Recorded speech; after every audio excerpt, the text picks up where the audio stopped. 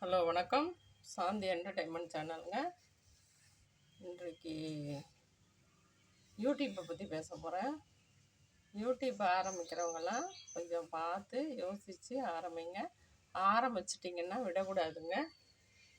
ஏன்னு கேட்டிங்கன்னா அதை ஈஸியாக நினச்சிட்டு நம்ம ஆரம்பிக்கிறோம். ஆனால் அதில் பயங்கர கஷ்டங்கள்லாம் இருக்குது. ரொம்ப மூளைக்கு அதிக வேலை இருக்குங்க. மூளையை ரொம்ப செலவு பண்ண வேண்டியதாக இருக்குது. அடுத்தது என்னன்னு யோசிக்க வேண்டியதாக இருக்குது. அதோடு இல்லாமல் யூடியூப்பில் உள்ள ரிமிக்ஸ் எல்லாம் எடுத்து போட வேண்டியதாக இருக்குது. அதில் ஏதோ ஒரு சாங்கை தப்பாக போடலை, இன்னொருத்த போட்ட சாங்கை நம்ம போடுறோம். அது நம்ம இன்னொருத்த போட்டிருக்காங்கங்கிறது நமக்கே தெரியலிங்க. ஆனாலும் அதை என்னென்னா தவறுன்னு சொல்லிட்டு கம்யூனிட்டி கைடு கொடுத்துட்றாங்க, அன்லாக் பண்ணுறாங்க. திரும்ப நம்ம அந்த வீடியோவை எடுக்க வேண்டியதாக இருக்குது. வீடியோ நம்ம ஸ்டோரேஜில் இருந்ததுன்னா நம்ம திரும்ப வேறு சாங் கொடுத்து அதை வைக்கலாம். இல்லைன்னா நம்ம டெலீட் பண்ண வேண்டிய நிலமை வருதுங்க. அதனால் நீங்கள் ஜாக்கிரதையாக அதுக்கு என்னென்ன ப்ராசஸ்லாம் இருக்குது. ஓப்பன் பண்ணுறது கொஞ்சம் ஈஸியாக பண்ணிடலாம். ஆனால் அதுக்குள்ளே என்னென்ன கம்யூனிட்டி கைடு என்னென்ன வருது, எப்படி பார்க்கணும்.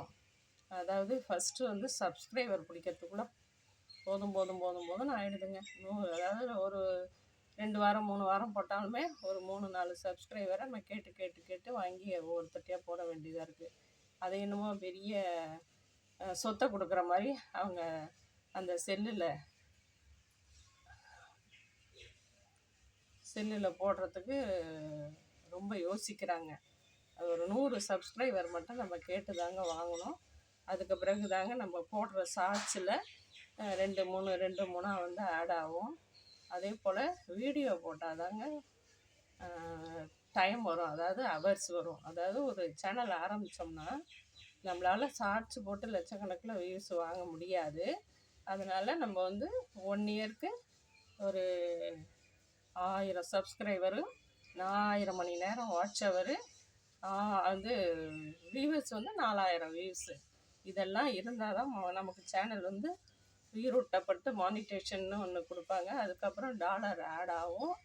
அதுக்கு பிறகு நமக்கு அந்த பின் நம்பர் பேங்க் அக்கௌண்ட்டு கேட்பாங்க. அதோட பின் நம்பரோட பேங்க் அக்கௌண்ட் இணைச்சி அப்புறம் $100 நமக்கு ஆட் ஆகி அதுக்கப்புறம் தான் பணம் வரும். ரொம்ப ப்ராசஸ்லாம் நிறையா இருக்குது.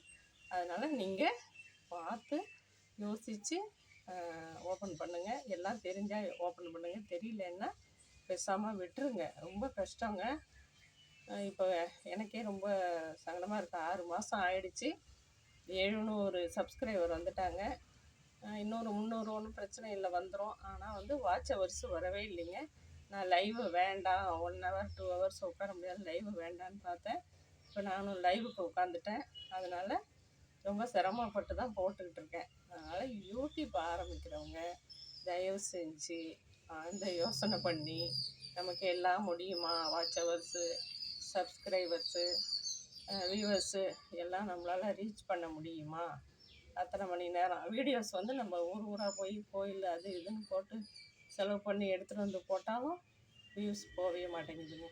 நானும் ஒரு கோயிலாக போயிட்டு கோயில் வீடியோலாம் சாமினாலே எல்லாம் கொஞ்சம் பார்க்குறதுக்கு யோசிக்கிறாங்க.